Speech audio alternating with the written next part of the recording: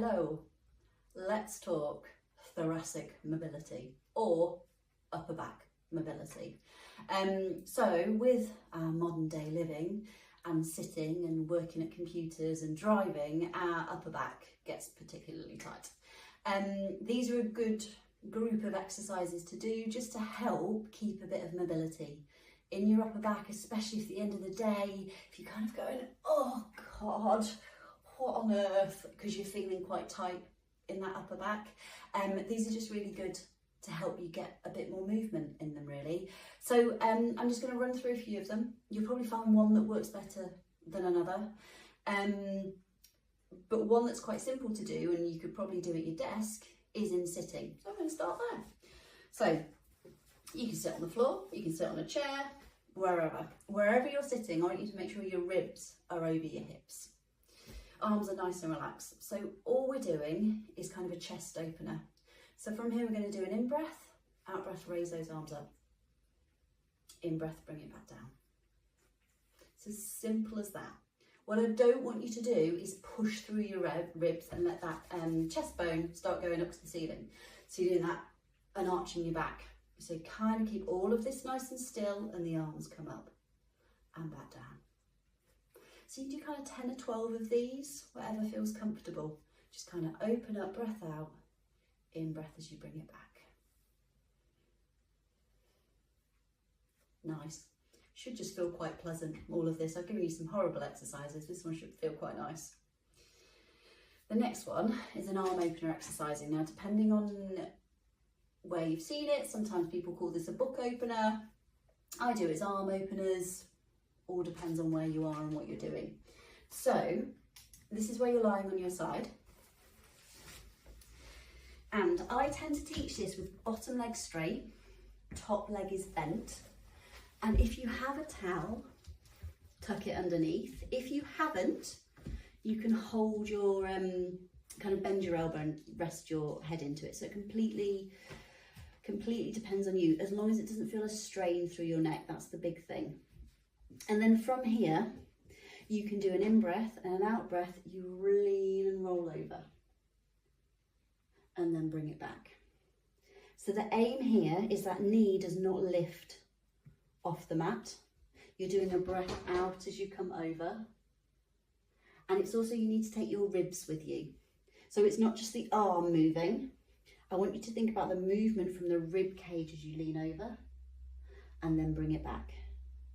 So breath out and a breath in.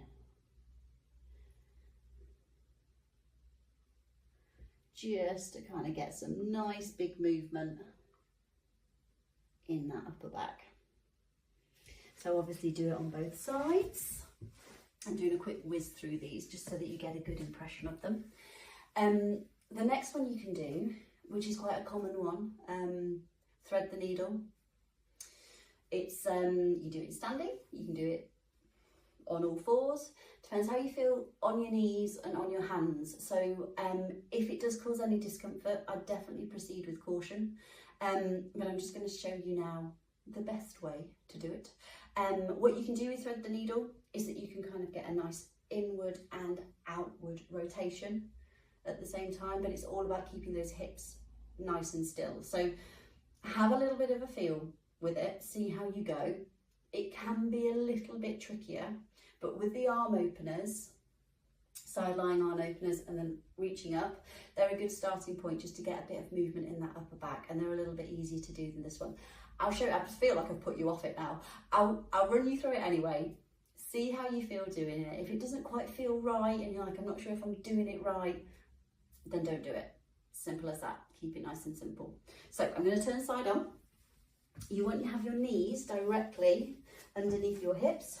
I'm just going to hunch that all up. Your hands are slightly in front of your shoulders and slightly wider. The main thing when we're on hands and knees, don't drop your head, don't sag your belly. So thread the needle. I tend to stay on one side for about 6 reps. So you do a breath in, breath out, bend that supporting elbow, have the back of the hand going between hand and knee, hold it here for the in-breath, and then out-breath, bring it back, hold it here for the in.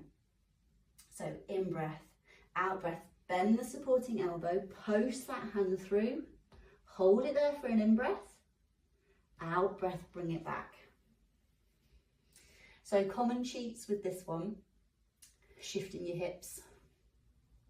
So you're bending that and then your bum goes the same direction as your hand. Keep those hips nice and still, so it's the ribs and the upper back that get the movement, and hold it there for that in-breath and bring it back. And obviously do it on the other side as well. So if you've got a history of lower back pain, even if you're not in a flare up at the moment, if your lower back gets a little bit grotty at times, your upper back will get stiff too. So it's really important to keep the movement in it. It's nice just to get into a little bit of habit of just getting some upper back mobility. So you can sit at your desk doing these ones, you can lie on your side and opening up through your ribs, and you can weight bear through hands and knees if it's comfortable to do so, and thread the needle. Any questions, just ask. Let me know how you get on with them. Try and incorporate them throughout your day. It really is good for you.